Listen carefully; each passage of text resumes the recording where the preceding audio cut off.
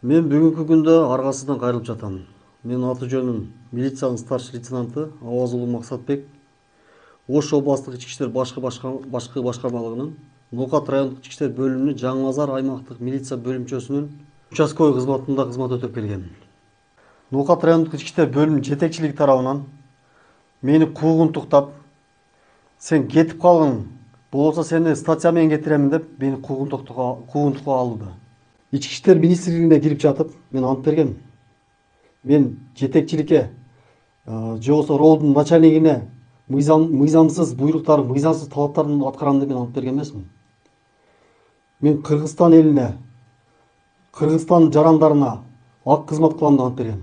Мен айдаган себеби неге көрсөткүчтөрү жетпейсиң, неге результатың жок дейт. Мен өзүм айыл жергесинде кызмат өтөсөм, тоол аймакта кызмат өтөсөм, өзүм телеген аймакта эч кандай кылмыштуулук катталбаса, мен кайсы кылмышты берем? Кайсы карапайым элдин баласын мен мыйзамсыз жолго барып, мен ошондой результат кылам деп мен результат беришим керек мен. Антип результат бергенден көрө мен форманы чечип, башка адал эмгек менен иш кылганым жакшы мен. Бүгүнкү күндө полный беспредел.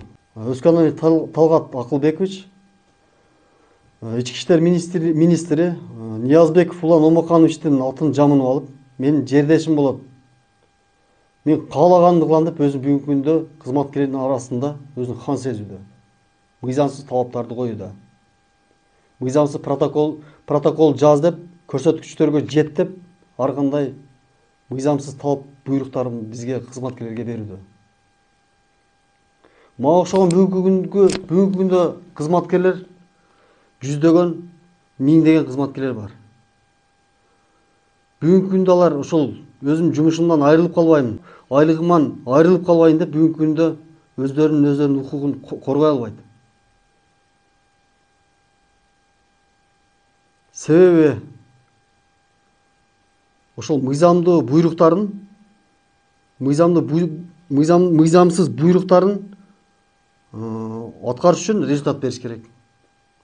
Результат бериш үчүн биз мыйзамсыз жолдорго барышыбыз керек экен да. Мисалга айтып кетсем, кече күнү Айтиев Мурат мени ошончо өзүмдүн кесиптештеримдин арасында мени эч бир себепсиз ооз калгыс сөздөр менен тилдеп мени, адамдык аброюма шек келтирип, мени уруп, денеме забал келтирип отурат бүгүнкү күндө. Неге? Себебин бүгүнкү күндө бул негизги эле булардын себеби мен аткарышым керек экен, мен результат беришим керек экен. Бул адилеттүүлүк качан орнойт? Ички иштер министрлигинде качан орнойт? Качан бул нерседен арылабыз? Урматтуу Садыр Нуркожоевич, мен сизден бир эле нерсени суранып кетемин. Бүгүнкү күндө мына МВД структурасында болуп жаткан мына беспределди токтотуп берүүңүздү суранам.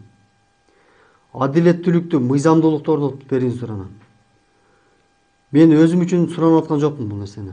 Бул нерсени Кыргызстандын келечеги үчүн, Кыргызстандын урпактары үчүн суранып өтүнүп кетем мен.